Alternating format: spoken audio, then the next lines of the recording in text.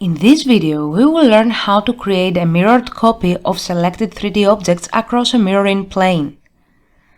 To achieve that, we will use the 3D Mirror tool.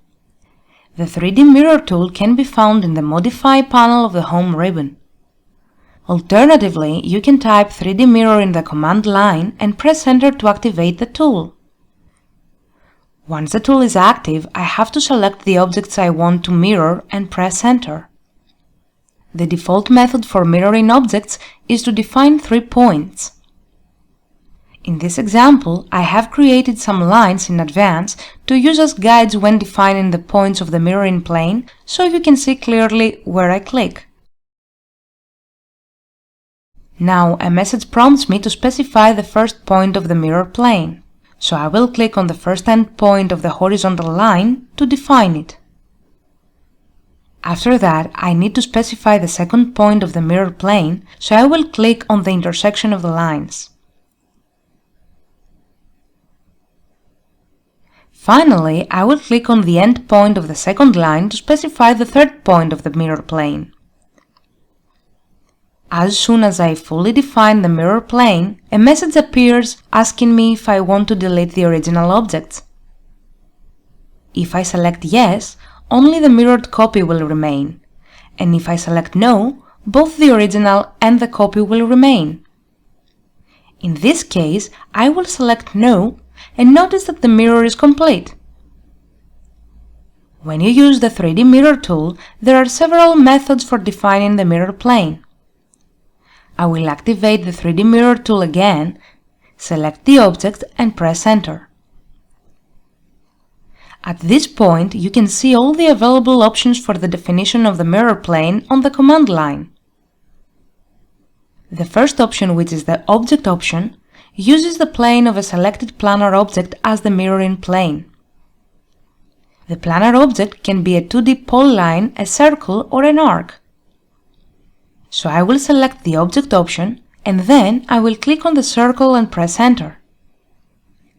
In the message about deleting source objects, I will select No. Notice the final result. In the next example, I will use the Z-axis method to define the mirror plane. This method defines the mirroring plane by a point on the plane and a point perpendicular to the plane.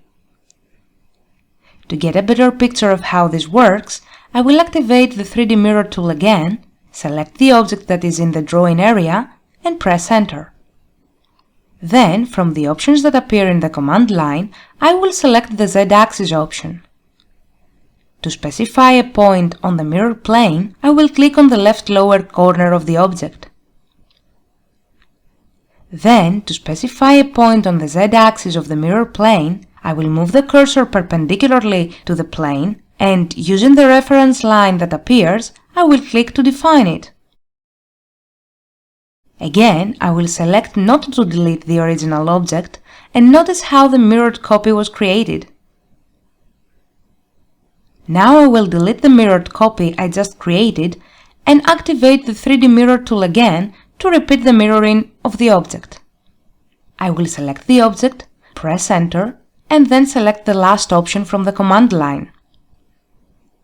This option mirrors the selected objects on the last defined mirroring plane. Notice that once I select No in the Delete Source Objects message, the object is mirrored according to the last mirror plane, which was defined with the Z-axis method. Let's move on to the next example to show you what the View option does. Like I did before, I will activate the 3D Mirror tool, select the object, and press Enter. Then I will select the View option, which aligns the mirroring plane with the viewing plane of the current viewport through a point. When I click on the point that has been created, the mirror plane is fully defined and the program displays the message Delete Source Objects. I will select No to see the result. The mirror plane of the symmetrical object that was created was defined according to the previous view that passed through the point I specified. At this point, I will repeat the same procedure one more time for a different view but using the same point. So I will delete the mirrored copy I previously created and rotate the view a little using the Orbit tool. Then I will activate the 3D Mirror tool, select the object and press Enter. I will select the View option again, click on the point and press Enter. In the last step, I will not delete the original object and notice how different the result is.